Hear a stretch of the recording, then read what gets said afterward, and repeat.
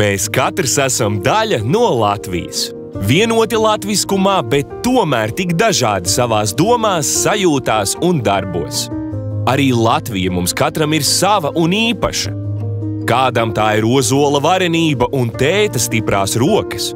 Kādam pīrāgu smarža un rudzupuķu pļavas zilums. Tautisko brunču virpuļi un tirpas, kas pārskrien dziedot kopā dziesmas. Pircsslotu smarža, omītes adītās zeķes un cimdi. Varžu kurkstoņi, dzērvju kliedzieni un lēni pār pļauju brienošs staltbriedis. Gadskārtu svētki un lepnums, kas pārņem redzot karoga sarkanbalts-sarkanās krāsas. Mūsu sportistu uzvaras un 3 zvaigznes mildas spēcīgi maigajās plaukstās. Kokles skaņas, teikas, leģendas un tautas dziesmu spēks. Gailes Pēterbaznīcas turnī un vējā viļņojošā miežu pļava.